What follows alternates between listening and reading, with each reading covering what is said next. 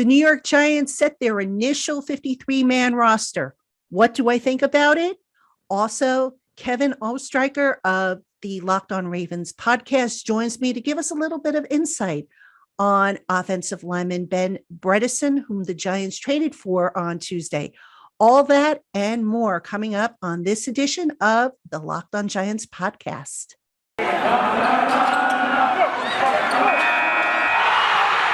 You are Locked On Giants, your daily New York Giants podcast, part of the Locked On Podcast Network, your team every day.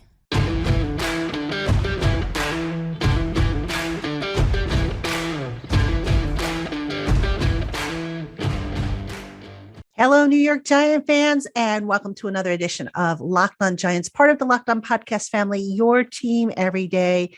My name is Patricia Traina, and I'd like to welcome you to the day after the Giants roster trimmed from 80 to 53 men. This is going to be a roster reaction show, so we've got that coming up. We also have special guest Kevin Oestricher, who is the host of the LockedOn Ravens podcast. He stopped by to talk a little bit about the Giants' newest acquisition, offensive lineman Ben Bredeson. So he's going to be coming up a little later on the program. Let's go ahead and break this down. I'm going to take it position by position. Quarterbacks, the Giants kept two, Daniel Jones, Mike Glennon. No surprise there. We all thought that was going to be the case. Brian Lewerke is out, but I think he's going to head to the practice squad. So again, nothing to see there as far as we know. Running backs. Now, this is not really a surprise depending on how you group the running backs, if you group them with the fullbacks, or if you just want to keep them separately. Now, I keep them separately, but the Giants kept three running backs. They kept Barkley, Booker, and Gary Brightwell. So that meant that Corey Clement was the odd man out. And of course, Sandro Platzgummer, the player that the Giants picked up from the International Pathway Program a year ago, he gets a roster exemption, so he will go to the practice squad, won't count against any numbers. So let's talk a little bit about Corey Clement and why he was the odd man out. Now, Corey Clement actually was a pretty good runner for the Giants. I know he had that lost fumble inside the end zone or the red zone there. I believe it was the first preseason game. But that said, Clement was, picking up yards after contact. He was running hard.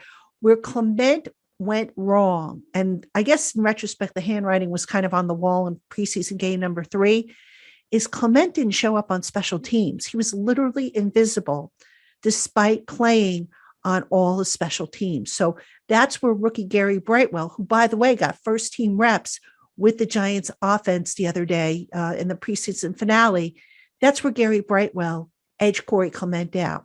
Now, also worth noting is that with the fullbacks, and the Giants did keep two fullbacks as I projected they would, Eli Penny has been getting some snaps as a tailback, and he's been doing pretty well with them. So I think the combination of Clement not doing very much on special teams, combined with Penny showing that he can handle tailback duties. And oh, by the way, Penny is a core special teamer. So I think all that factored into the decision to keep just 3 running backs and 2 fullbacks. And oh, by the way, I think the Giants are going to be re-signing Alfred Morris, who they cut earlier in camp, but I think they're going to add him back to their practice squad so that they have some depth there just in case something happens. All right, moving on. Wide receiver. The Giants kept 7. Kenny Golladay, Sterling Shepard, Darius Slayton, Kadarius Toney, John Ross, CJ Board, and Dante Pettis. Pettis was kind of a surprise to me because I didn't think he really did that much. But in thinking about it, John Ross has been injured. He's had a hamstring from what I understand. So I don't see the Giants sticking with 7 receivers. So I'm just wondering if maybe John Ross is headed to injured reserve when the period opens up on September 1st. So when you're hearing this podcast or watching this podcast, the Giants will start to move guys to and from injured reserve rather. So I'm thinking maybe the plan is to move John Ross to injured reserve where he would have to sit for a minimum of 3 weeks and have Dante Pettis maybe do some of the return work. All right. So anyway, not making the cut at receiver, David Sills, Matt Cole, Alex Bachman, Austin Mack, and Damian Willis. Bachman and Mack were placed on IR, so they're done for the year pending, if they get released in an injury settlement and then come back after the settlement is over. I don't think that'll be the case. But anyway, David Sills, a guy who a lot of people thought might make the roster, I think that says a lot about maybe how the Giants feel about Kenny Golladay, that maybe they're feeling pretty optimistic, because if you've watched the show before or read me on Giants Country, you know that I've voiced the opinion that David Sills is a classic X receiver, not in the same stratosphere as Kenny Golladay, but he has a lot of those skills. So I'd like to think that maybe Golladay is getting closer to being full speed and ready to go for week 1. The Giants have 2 weeks to get him ready. And I think maybe that is why David Sills didn't make that final cut. And I'd be surprised, by the way, if David Sills doesn't get picked up by some other team. I think, he did a lot to prove that he can contribute to an offense. Okay, continuing on, tight end. 3 guys kept: Evan Ingram, Kyle Rudolph, Caden Smith. Now, this position, I've got to be honest with you, I'm a little concerned with this position. Evan Ingram on Tuesday was the only one of the rostered players not out and taking part in the very light walkthrough practice that the Giants had.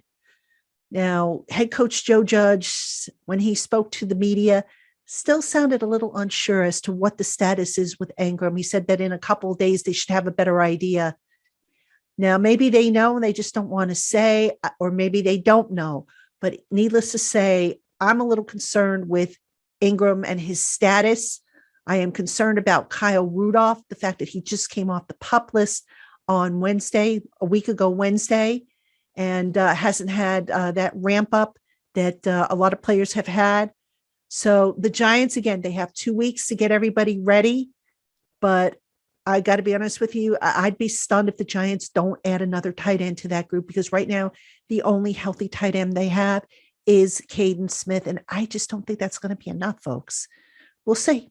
We'll see if they agree. And, we'll see how Evan Ingram comes through the next couple of days. The Giants are going to practice on Wednesday and Thursday. Then the players have Friday, Saturday, Sunday off. And then, of course, the following Monday, they start getting ready for the regular season. So that's worth keeping an eye on. All right. On the offensive line, the Giants kept 8, including the 2 newcomers that they traded for, Billy Price and Ben Bredeson. So you have Andrew Thomas, Shane Lemieux, Nick Gates, Will Hernandez, Matt Parrott, Nate Solder, Billy Price, and Bretterson. Not making the cut: Jonathan Harrison, Kenny Wiggins, Ted Larson, who was placed on IR, Chad Slade, Jackson Barton. That was kind of a surprise for me. I thought Jackson Barton played well in the summer, but, they have Nate Solder and the 2 young tackles. So Barton back to the practice squad, I assume, was going to be the case. Jay Burton didn't make it, and neither did Brett Hedge. So Billy Price was acquired in the trade for BJ Hill with the Bengals back on Monday. Bretterson, you're going to hear about him coming up later in the show. I've got Kevin Oestricher coming on from LockedOn Ravens. He's going to tell us a little bit about him. But the Giants, the one thing about the offensive line with the Giants is that Lemieux injury. Now, The Athletic reported that Lemieux has a partially torn patellar tendon. That, to me, doesn't sound like an injury that he's going to be able to get through the season with. Even if he, manages it, gets treatment for it, I'd be a little concerned, for considering that Joe Judge has always expressed concern about players and their well-being and their long-term future. I would be surprised if the Giants don't put Lemieux on short-term IR with the idea of getting him back. I mean, I know they're trying to avoid surgery there, but better to get that thing fixed than to run the risk and put him out there. And then, God forbid, he's not right, or he makes the injury worse and it becomes a full tear, which, by the way, is the injury that Victor Cruz went through. And we know that Victor Cruz, even though he played a different position, was never quite the same. So I have a feeling that Lemieux is going to get surgery at some point for that injury.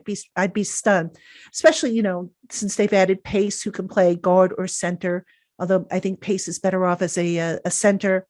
And they added Bretterson, who can play guard. All right, coming up in just a bit, folks, we're going to talk about the Giants defense, Make sure you keep it here on the LockedOn Giants podcast.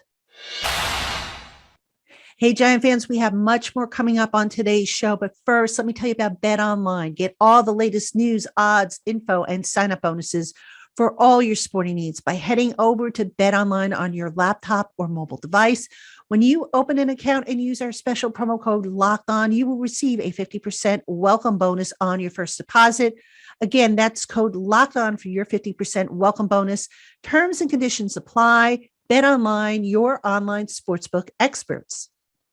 All right, welcome back, Giant fans. You are on LockedOn Giants with Patricia Traina. We're doing a roster review show, reactions, some thoughts, some surprises, some takeaways, and still to come, we're going to hear from Kevin Oestricher, who is the host of the LockedOn Ravens podcast. He's going to tell us a little bit about new offensive lineman Ben Bredeson, whom the Giants acquired via trade on cutdown day. But first, let's go through the Giants defense and special teams roster reactions and takeaways. And we'll kick it off with the defensive line.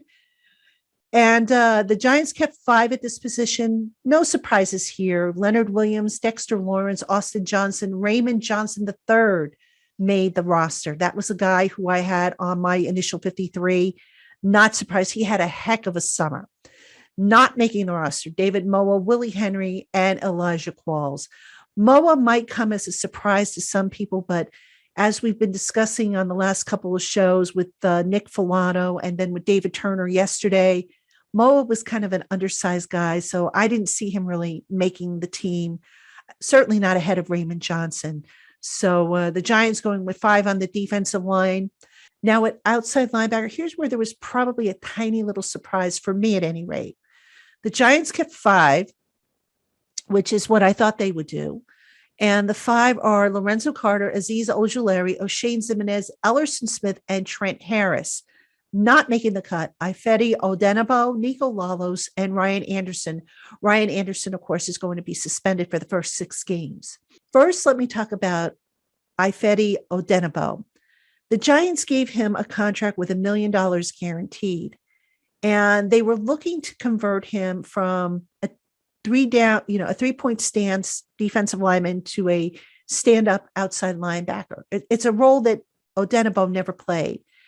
And, in retrospect, I probably should have seen this coming. I really wanted to believe that he would grow into the role, and I didn't trust my eyes here, But anyway, what happened with Odenabo is when he was initially with the Vikings, they moved him from defensive end to defensive tackle, and he didn't take to the position very well. And so he went on this odyssey around the NFL, had stops with the Browns and I think with Arizona before finding his way back to Minnesota.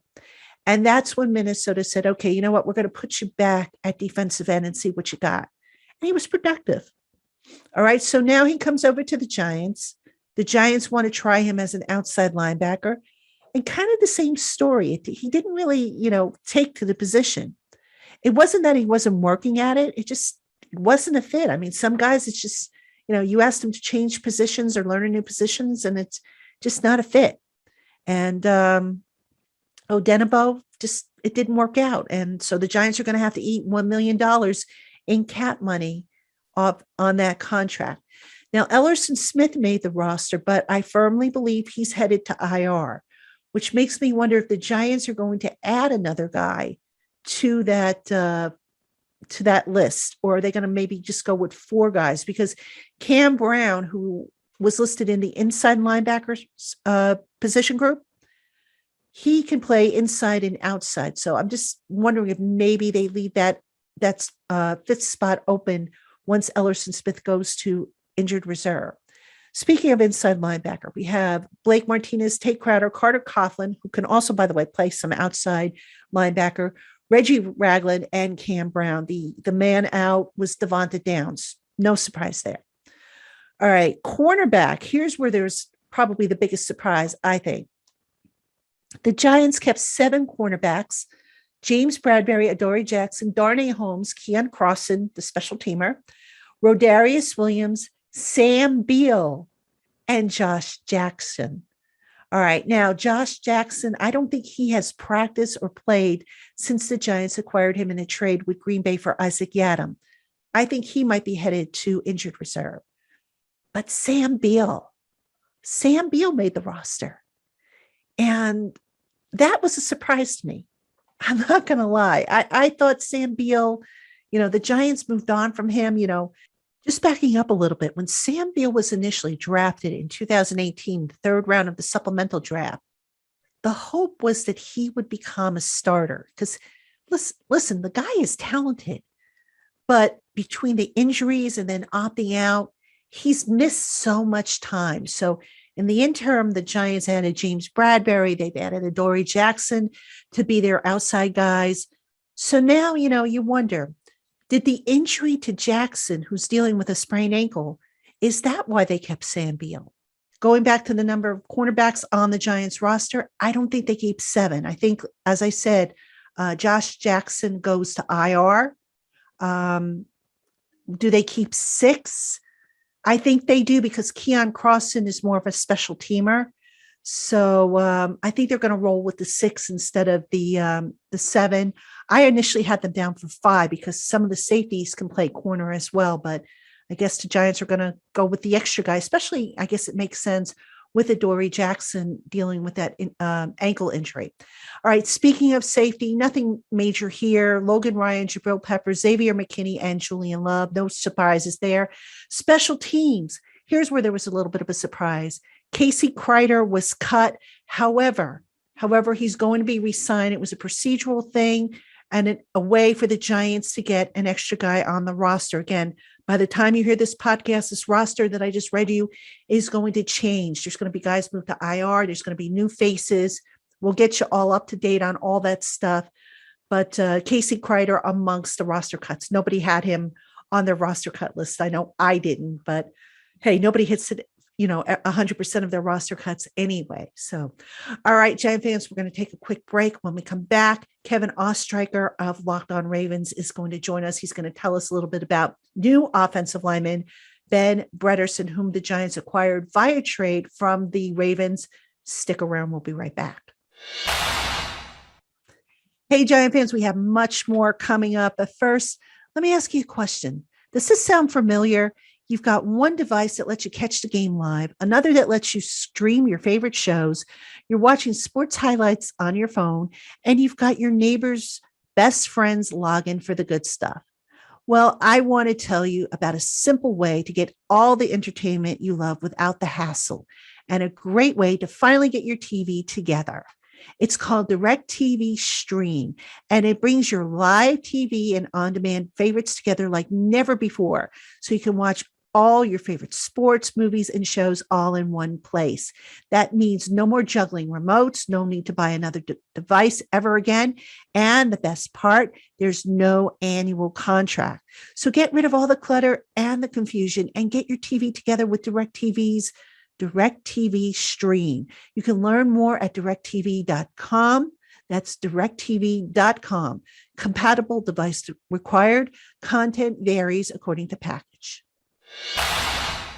Hey, Giant fans, we've got more coming up in just a bit. But first, let me tell you about Built Bar. Built Bar is a healthy, low carb, low sugar, and high protein treat that will satisfy your sweet tooth.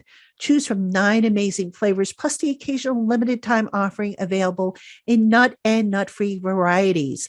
Visit BuiltBar.com and get 15% off your first order with the promo code LOCKED15. That's LOCKED15 for 15% off your order at BuiltBar.com. And welcome back, Giant fans, to the LockedOn Giants podcast. Patricia Traina here with you. And I am now joined by LockedOn Ravens host, Kevin Oestricher, who is going to tell us a little bit about the Giants' new offensive lineman, Ben Bredeson. Kevin, thank you so much for joining me on the podcast. First off, hope you are well. And so what do we need to know about this new offensive lineman that the Giants traded for? Yeah, I think that the Giants got a good one here. I was very high on Ben Bredeson. First of all, coming out of the draft, he's a player that is very versatile, can play a couple of different positions. Baltimore was using him in a couple different ways. Now, he didn't play a ton in Baltimore. He was very buried on that depth chart. But the Ravens tried him out at center for a time during last year's training camp. He came in as a guard, obviously, but he also was used as an extra offensive lineman in heavy power sets where they would put him on the field, and he would do a pretty good job. In the preseason, the Ravens tried him out at tackle a little bit again, so they were trying to find ways to use him. Now, the reason I think the Ravens actually traded Bredesen is because of the fact that the Ravens had so many other interior guys. I think the Giants just took advantage of a team that wasn't going to be able to keep all of these guys on their roster, and the Ravens were looking to get at least anything back for a player who wasn't going to be on their roster in 48, 24 hours. And I think it was a good deal for both sides. Baltimore, again, they move up in the draft. They get a couple of spots up there, which I think is going to be good for them. Eric DeCosta's done that with Sean Wade now, Greg Mance, and now Ben Bredeson. But overall, Bredesen is a player who still has a lot of room to grow. He's not by any means a finished product. I think with the right coaching, he could be a great fit in the Giants' offense. And coming from an offense that is very run-heavy in Baltimore, obviously they've been emphasizing a bit more of that. But coming out of Michigan, he was very well refined. He's one of the smarter football players who came out of that program, I think, in a very long time. People laud his football IQ. So I think overall, this was a great pickup for the Giants in just a scenario where Baltimore wasn't able to keep everybody they had on their roster that was talented. You mentioned he has room to grow. Where are some of the areas that you think he can get better? Yeah, sometimes in a couple plays during the preseason, his foot speed wasn't there, wasn't up to par with what it maybe should be to be a starting quality player in the NFL. He has athleticism. He's able to pull very well, but sometimes he gets just overwhelmed by either stronger or faster players, which is natural when you just haven't played enough. You haven't done the technical refinement of going up against star players each and every Sunday. But I think it's just the surface for Ben Bredeson right now. He's just scratching it. And again, with him in particular, I think it's going to be interesting to see where the Giants view him at. I think he is a guard, but if the Giants want to kick him out to tackle and see what he has or put him inside at center, the Ravens have given him that experience, so he's not coming in blind on day one. So he's a versatile piece, but it's just a couple of areas like that where he needs to grow a bit. And how is he on the move? He's good. The Ravens use a lot of pulling in their schemes. The Ravens also just move their offensive linemen around a lot. So he's had experience in those extra sets where he's the sixth offensive lineman. He moves out in space well. He's able to get to the second level, and he's able to engage. You know, if he just does a double team with somebody, he's able to get to the next level, secure a guy, secure the edge off. So he is good in those situations. He's not the best in the NFL at it, but I think he definitely has room to grow there as well. How much, just out of curiosity, how much did the acquisition of Kevin Zeitler play into this young man being shipped out of there? You know, Kevin Zeitler, of course, the former Giant. The Giants cut him, decided to go with a youth movement. And of course, you know, I think that's coming back to haunt them a little bit. But how much was that, do you think, a factor in the Ravens deciding to move the guy? Yeah, from an absolute roster perspective, I think it had a little bit to do with it. You know, Zeitler is someone who is not going anywhere at that right guard position. He is the guy for them. So if they didn't sign him and the Ravens said, all right, we're going to trust our young guys instead. Zeitler's now off the roster. I think Bredesen slides back in there. I had him on my initial 53-man roster. I had him on my final 53-man roster in favor of him over a center of Tristan Colon. That was his name. The Ravens obviously like Colon a lot. Last year, they moved him up to their active roster when teams started to chime in about him and saying, we want him on our team. So I think that doesn't shock me that the Ravens kept Colon over Bredesen, but I don't think that's an indictment on Bredesen as a player. I just think, again, the Ravens liked one guy over the other, but they liked both. It wasn't they just wanted to ship him out of town. Now, forgive me for this, because obviously I'm not familiar with what the Ravens run, but do they run more gap or more power? They run power. They like running power. Second preseason game, the Carolina Panthers linebacker was interviewing with their local station, and he said, we know what they're running every time. They're running power every time, and we cannot stop it. So, you know, they run power a lot. That's what their bread and butter is. Obviously, the injury to J.K. Dobbins, their run game is going to suffer a bit, but they've been one of the best rushing teams in the NFL, so I don't expect that power game to go off at all. Okay, because I asked because I think the Giants run a combination of both gap and power. So I was just wondering, you know, how much experience does Ben have with, you know, both schemes?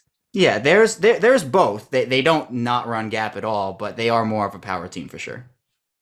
And how is he with the intangibles, things like the play speed, his strength, the football IQ? What can you tell us about that? Yeah, Bredesen was a starter for a long time at Michigan. So coming out, people loved how smart he was. He knew the game, and he still does. I think he's one of the smarter players who came out of that program. So in terms of that, I think the Giants are getting a phenomenal player. Strength-wise, he has it. He's not the strongest player in the world, can sometimes get overpowered, but he's not weak. He's not going to let somebody just completely bull rush him. He has a good base, good anchor, so I wouldn't be too worried about that. And just in terms of everything he does, he has good movement speed. You mentioned the moving. I think he does a good job at that as well. So I think intangible wise, he's set. He's a sturdy prospect in every way you can imagine it. Again, it's somebody who hasn't had a ton of NFL experience, but with the intangibles he has, he can grow into those with the coaching that he'll probably get in New York.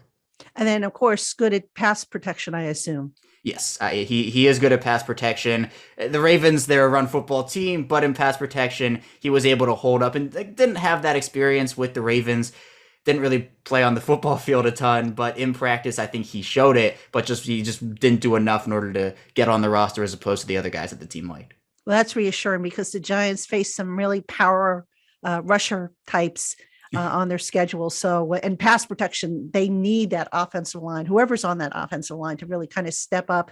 So just final question for you, Kevin. I mean, the Giants offensive line, we thought was going to be set. Shane Lemieux, we found out, according to a report from The Athletic, partially torn patellar tendon.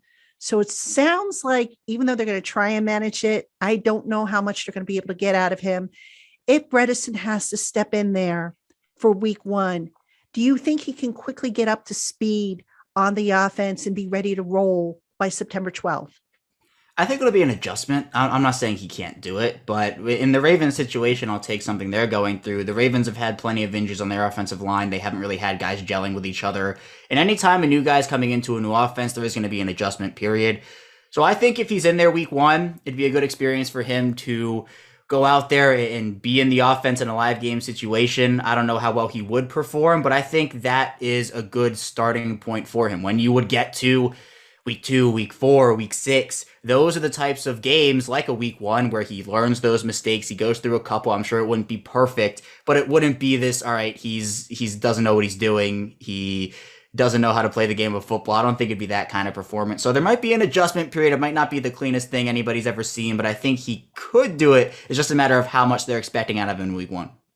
All right. Great stuff, Kevin. Really appreciate the insight, the intel. Looking forward to seeing what Ben Bredeson brings to the table, and looking forward to seeing what this offensive line is going to look like, because I don't have to tell you that is probably the biggest question mark on the New York Giants.